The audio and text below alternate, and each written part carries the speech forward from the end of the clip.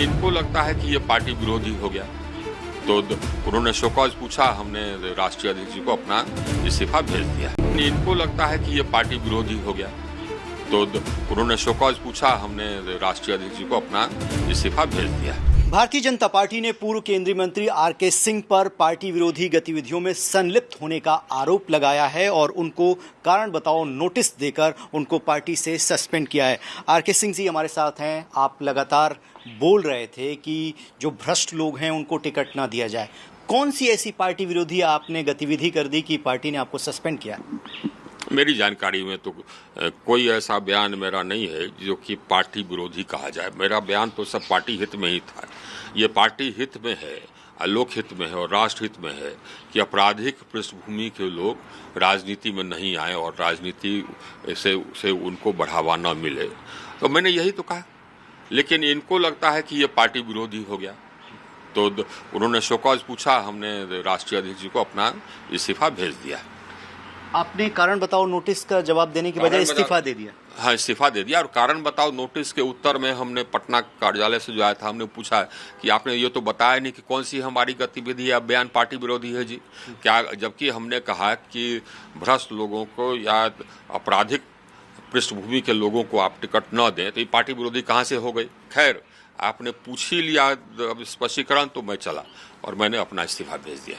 Sir, आपकी बेदाग छवि रही है। आप ब्यूरोक्रेट्स रहे हैं, 10 साल मंत्री भी रहे भारत सरकार में, सांसद रहे। आप पर इस तरीके का कभी एलिगेशन नहीं रहा, लेकिन बिहार चुनाव के दौरान ऐसी क्या खटास आ गई कि आप आहत लग रहे हैं कि आपने कारण बताओ की बजाय डायरेक्ट इस्तीफा दे दिया? कुछ हर्ट फील कर रहे हैं आप?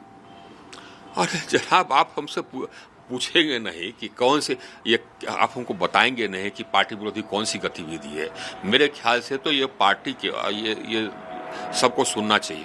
मेरे ख्याल से ये पार्टी के लॉन्ग टर्म हित में है, दूरगामी हित में है कि वो अपनी छवि को साफ रखे। ये पार्टी के और देश के और लोगों के लोकहित में है कि जो आपराधिक पृष्ठभूमि के लोग हैं उनको वो प्रश्रय नहीं दें, उनको वो टिकट न दें, न पद दें। ये लोकहित में है और यही मैंने कहा। और पार्टी हित में भी है कि आप अपने दामन को आप साफ रखें।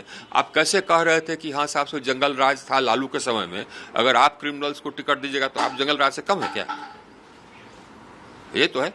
सर, आपको लगता है कि पार्टी में ही कुछ लोग हैं, चाहे वो स्टेट यूनिट के हों, जो नहीं चाहते थे कि आरके सिंह पार्टी में रहें? क्योंकि आपने कहा कि एक पार्टी ने आपके ऊपर आरोप लगाया तो उसका जवाब दो, जो जनसुराज ने आरोप लगाया।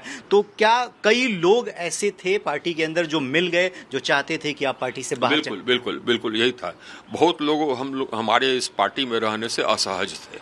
अब क्या कारण है उनके असहज रहने का नहीं मालूम, लेकिन लोगों को ये स्पष्ट होता है कि हाँ साहब, से अगर कोई बहुत भ्रष्ट है तो हमको उससे नफरत हो जाती है, अगर कोई क्रिमिनल है तो हमको उससे नफरत है, तो वो भी असहज हो जाते हैं। चलिए, एक आखिरी सवाल, क्योंकि अब आपने पार्टी से इस्तीफा दे दिया है, अभी भी आप आला कमान, चूंकि आप मंत्री रहे तो जाहिर सी बात है कि प्रधानमंत्री के करीब रहे, तभी आप उनके मंत्रिमंडल में थे। आप उनसे मुलाकात करेंगे? कोई ऑप्शन है अपना इस्तीफा वापस लेने का, या आपने मन बना लिया है कि अब आप कुछ विकल्प देखेंगे? अरे हमने तो इस्तीफा तो भेज ही दिया है और अभी तो हमसे किसी व्यक्ति ने कभी कोई कुछ कहा नहीं।